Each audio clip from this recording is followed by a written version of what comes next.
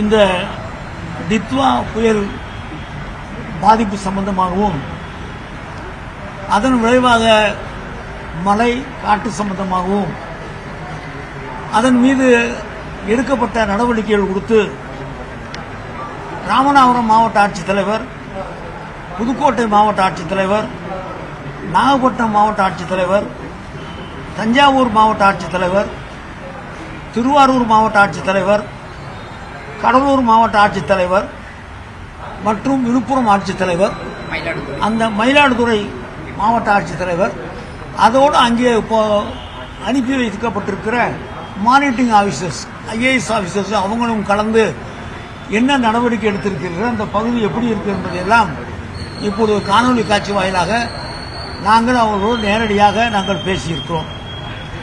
பொதுவாக அதிகமாக மழை பெய்திருக்கிற பகுதி நாகப்பட்டினம் மாவட்டத்தில் தோப்புத்துறை, அந்த பகுதியில் தான் மழை பெய்திருக்கிறது. 20 சென்டிமீட்டருக்கு மேலாக மழை பெய்த பகுதி தோப்புத்துறை, நாலுவேதவதி என்ற அந்த 2 இடங்களில் தான் அதிகப்படியான மழை பெய்திருக்கிறது. மீதி இடங்களில் சராசரியாக மழை பெய்து கொண்டிருக்கிறது. பொதுவாக இந்த புயலை பொறுத்தளவிற்கு கீழே ராமநாதபுரத்தில் இருந்து கடல் ஓரமாகவே இந்த புயல் வந்து கொண்டிருக்கிறது. சென்னை வரை வரும் என்று எதிர்பார்க்கிறோம். ஆனால் சென்னைக்குள்ளே வருகிறதா அல்லது வெளியே போகிறதா என்பதை வானிலை ஆய்வு மையம் இன்னும் தெளிவாக சொல்லவில்லை. இன்றைக்கு சொல்லியிருக்க ஒரு அறிக்கையின்படி சென்னைக்கு புயல் வராமல் சென்னை ஓரமாகவே போகும் என்ற அந்த அறிவிப்பை சொல்லியிருக்கிறார்கள். அது இன்றைக்கும் நாளைக்கும் அதை நாங்கள் மாவட்ட நிர்வாகம், நம்முடைய அரசாங்கம், குறிப்பாக நம்முடைய முதலமைச்சர் அவர்கள் நேரடியாக அதை ஆய்வு செய்து கொண்டிருக்கிறார்கள். தகுந்த முன்னெச்சரிக்கை நடவடிக்கை எடுத்திருக்கிறார்கள். எல்லா மாவட்ட நிர்வாகங்களுக்கும் அறிவுறுத்தியிருப்பது, அங்கே தாழ்வான பகுதியில் இருப்பவர்களை தங்க வைத்து இருக்க வேண்டிய அந்த பணிகளை செய்வதற்கு சரியான கல்யாண மண்டபங்களை தயார் செய்ய சொல்லியிருக்கிறோம். அவருக்கு வேண்டிய சாப்பாடு, குழந்தைகளுக்கு வேண்டிய பால் போன்றவர்களெல்லாம் நாங்கள் ரெடியாக தயாராக வைக்க சொல்லி இன்றைக்கு சொல்லியிருக்கிறோம். தமிழ்நாடு அரசின் சார்பாக இருக்கிற டிஎன்டேரப்பா சொல்லக்கூடிய அந்த பாதுகாப்பு பணியில் ஈடுபடக்கூடிய அதிகாரிகள் 16 அணிகள் டிஎன்டேரப் தமிழ்நாடு பேரிடர் அந்த பணியை செய்யக்கூடியவர்கள் 16 பேரும், என்டிஆர்எஃப் மத்திய அரசாங்கத்தின் சார்பாக வரக்கூடிய 12 அணியும், மொத்தம் 28 அணிகள் அந்த தயாராக இருக்கிறது. அது காணாது என்று சொல்லி இன்னும் 10 வேண்டும் என்று, அதிகமாக வேண்டும் என்று கேட்கிறோம். அவர்களை பிற மாநிலங்களிலிருந்து விமானம் மூலமாக 10 அணிகளை நாங்கள் வரவழைக்க இருக்கிறோம். அவர்கள் வந்து கொண்டிருக்கிறார்கள். எந்த பகுதிக்கு தேவை இருக்கிறதோ அந்த பகுதிக்கு அனுப்புகிறோம்.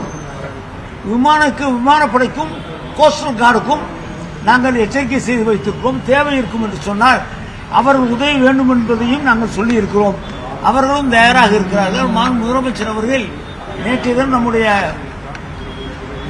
இங்கே இந்த இடத்திற்கு வந்து ஆய்வு செய்திருக்கிறார்கள். நாங்கள் இன்றைக்கு ஆய்வு செய்திருக்கோம். தொடர்ந்து அதிகாரிகளோடு நாங்கள் கலந்து கொண்டிருக்கிறோம். அங்கெங்கே இருக்கிற அந்தந்த சம்பந்தப்பட்ட அமைச்சர்களும் அந்த களப்பணியில் இருக்கிறார்கள். எந்த விதமான பாதிப்பில்லாத ஒரு சூழ்நிலையை, இந்த புயலிலே வருகிற பாதிப்பில்லாத ஒரு சூழ்நிலையை இந்த அரசாங்கம் சமாளிக்கும். நம்முடைய முதலமைச்சர்கள் சமாளிப்பார்கள். போக்குவரத்து எப்படி சார் இருக்கு டெல்டா மாவட்டங்களில்? மக்களுக்கு என்ன மாதிரியான முன்னெச்சரிக்கை அங்கே இருக்கக்கூடியவங்களுக்கு சொல்லப்பட்டிருக்கு சார்? இதுவரை மிகப்பெரிய பாதிப்போ, போக்குவரத்து பாதிப்போ, உயிரிழப்பு, குறிப்பாக உயிரிழப்பு இதுவரை இல்லை. இதுவரை கால்நடை 16 கால்நடைகள் இறந்திருக்கிறது. குடிசை 24 இடிந்திருக்கிறது. அவ்வளவுதான். உயிரிழப்பு எதுவும் இல்லை.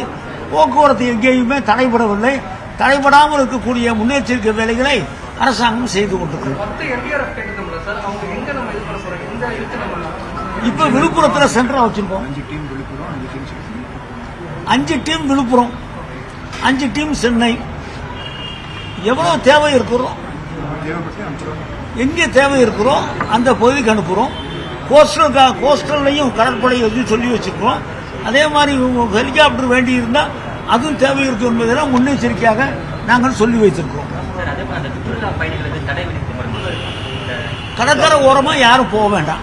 இன்னைக்கும் நாளைக்கு 2 நாளைக்கும் கடற்கரை ஓரமாக யாரும் போக வேண்டாம். காற்றினுடைய மழை இருக்கிறதோ இல்லையோ காற்றினுடைய வேகம் இருக்கும் என்று வானிலை ஆய்வு மையம் சொல்லியிருக்கிறார்கள். ஆகவே காற்று அதிகமாக இருக்கிற நேரத்தில் மழையும் சேர்ந்து கொள்ளும் என்று சொன்னால் அது நமக்கு ஒரு பாதிப்பாகவும், குறிப்பாக அந்த செல்ஃபி எடுக்கிறவர்கள் கடற்கரை ஓரமாக போகாமல் இருப்பது நல்லது. நாகப்பட்டினம் அந்த மீனவர்கள் வந்து பல இடங்கள் வந்து இந்த போட்டெல்லாம் வந்து சேதமடைஞ்சது. அதாவது போட்டு சேதமாயிருந்தால் கணக்கெடுக்கிறாங்க.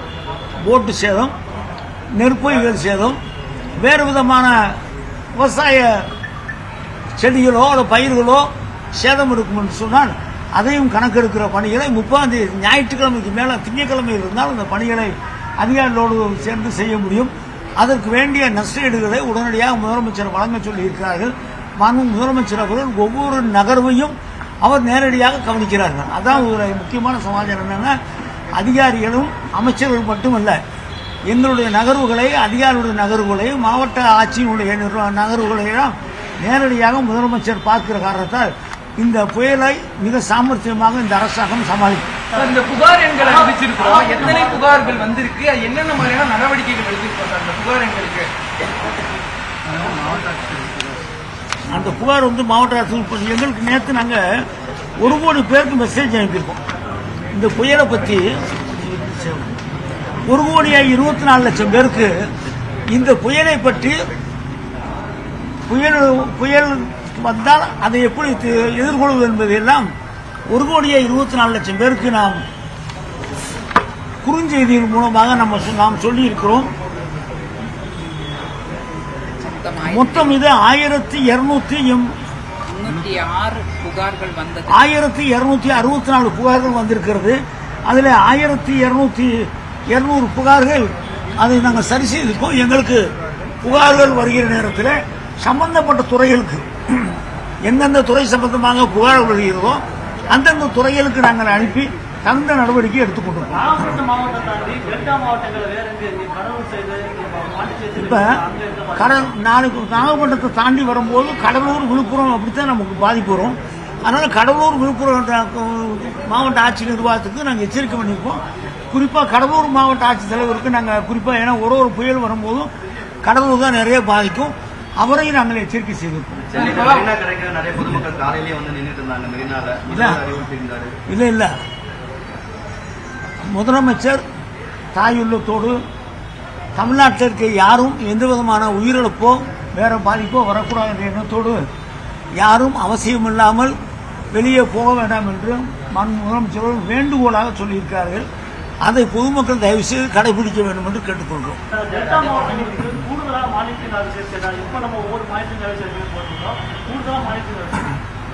இப்போ ஒரு டிஸ்ட்ரிக்ட்டுக்கும் ஒரு மானிட்டரிங் ஆஃபீஸர் இருக்காங்க.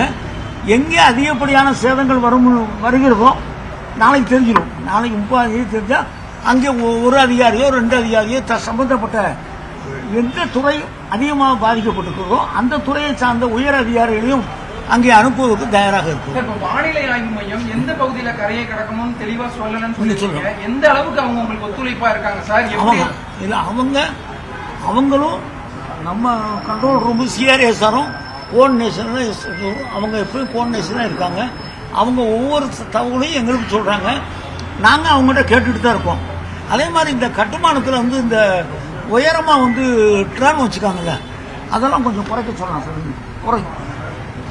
அதை கொஞ்சம் குறைக்கணும். ஏன்னா ரொம்ப உயரத்தில் இருக்கு, காற்று அடிச்சா அது கொஞ்சம் பாதிக்கும். அதையும் கொஞ்சம் உயரத்தை குறைச்சி ஒரு 2 நாளைக்கு உயரத்தை குறைச்சி வைக்க வேண்டும் என்று நாங்கள் கேட்டுக்கொள்கிறோம். இலங்கைக்கு சென்ற நிறைய சுற்றுலா பயணிகள் வந்து தமிழக நிறைய பேர் பாதிக்கப்பட்டாங்க. அவங்கள மீட்கிற நடவடிக்கைகள் ஏதாவது தொடங்கியிருப்பாங்க? நாங்கள் முதலமைச்சருடைய கவனத்திற்கு அது வந்திருக்கும். அவர் தகுந்த நடவடிக்கை எடுப்பார்கள். இலங்கை நம்ம பக்கத்தில் தான் இருக்கு. அது எடுக்கிறது ஒன்றும் பெரிய சிரமங்கள் நமக்கு இருக்காது. நானும் முதலமைச்சர் அவர்கள் இங்கே இலங்கையில் மட்டுமல்ல, இந்தியா உலகத்தில் எங்கே தமிழர்கள் பாதிக்கப்பட்டிருந்தாலும் அவர்களை அனாதையாக நம்முடைய முதலமைச்சர் விடமாட்டார்கள். அவர் நான் இருக்கிறேன் என்று சொல்லி எல்லாரும் மீட்கக்கூடிய பணியை நிச்சயமாக நம்முடைய முதலமைச்சர் செய்வார்கள். எல்லா டிஸ்ட்ரிக்ட்லையும் போன புயல் நேரத்தில் எவ்வளவு கேம்ப் இருந்துச்சோ அதே கேம்ப் ரெடியாக வச்சிருக்கோம். 6000 கேம்ப் ரெடியாக வச்சிருக்கோம். அவங்கள வந்து நம்ம எங்கே நம்ம வரும்போது எங்கெங்கே தேவை இருக்கோ அதை உபயோகப்படுத்திக்கிறோம். Okay sir.